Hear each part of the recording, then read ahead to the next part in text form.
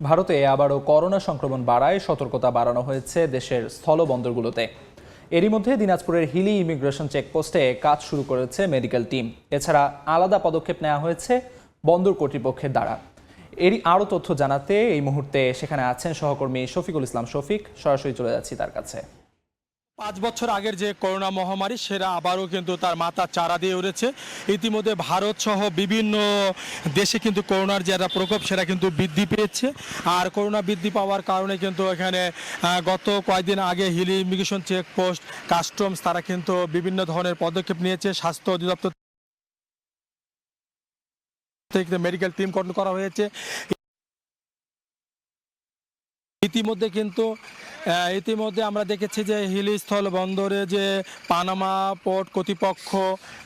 কর্তৃপক্ষ এবং কাস্টম তারা তাদের বিভিন্ন ধরনের পদক্ষেপ নিয়েছে। তারা এখানে যারা স্বাস্থ্যবিধি নিশ্চিত করতে আমদানিকারক ব্যবসায় যারা আসছেন তাদেরকে তারা মাস্ক পরিধান সহ হ্যান্ড স্প্রে বিভিন্ন ধরনের তারা কিন্তু পদক্ষেপ তারা গ্রহণ করেছে। আমরা সকাল থেকে দেখেছি কাস্টমসের পক্ষ থেকে তারা কিন্তু বিভিন্ন ধরনের স্বাস্থ্যবিধি নিশ্চিত করতে যতটুকু স্বাস্থ্যবিধি মানতে যা করণীয় তা কিন্তু তারা করছে।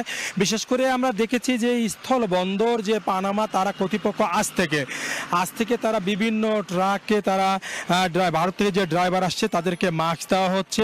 মাস্ক পরিধানের পর তাদেরকে বিভিন্ন তাপমাত্রা তাদেরকে মাপা হচ্ছে। মাপার পরে স্বাস্থ্যবিধি নিশ্চিত করে তাদের যে কার্যক্রমগুলো আছে তারা সে কার্যক্রমগুলো তারা কিন্তু এখানে পরিচালনা করে আসছেন।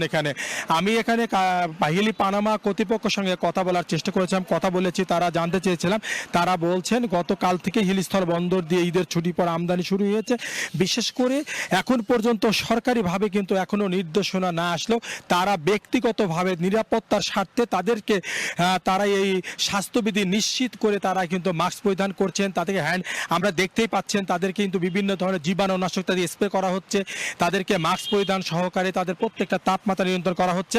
তারা আরেকটা জিনিস জানিয়েছেন যে উপজেলা স্বাস্থ্য বিভাগ থেকে কিন্তু তারাও কিন্তু যোগাযোগ করছেন। আর তারা বলছেন যদি কারো শরীরে তাপমাত্রা বা করোনার সিমটম থাকে তারা আইসোলেশন কিন্তু হাকিমপুর স্বাস্থ্য কমপ্লেক্সে কিন্তু এই ধরনের ব্যবস্থা রয়েছে, একাধিক সিট রয়েছে।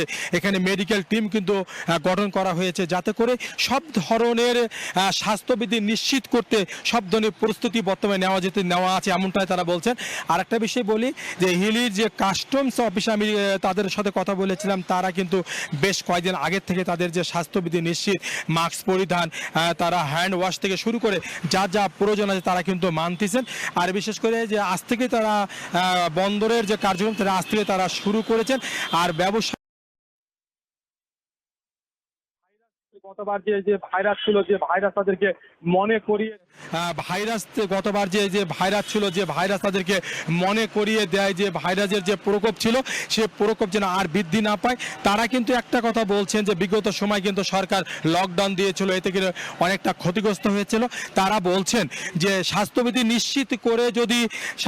নিশ্চিত করে যদি আমদানি রপ্তানি ব্যবসা চালু রাখা যায় সেক্ষেত্রে এখানে হয়তো ব্যবসা বাণিজ্য চালু থাকবে, এখানকার মানুষের কর্মের হয়তো সৃষ্টি হবে। তারা চায় স্বাস্থ্যবিধি নিশ্চিত করে যেন তারা ব্যবসা পরিচালনা করতে চায়। এখানকার লেবার শ্রমিক ব্যবসায়ীরা কিন্তু এমনটাই কিন্তু জানিয়েছেন।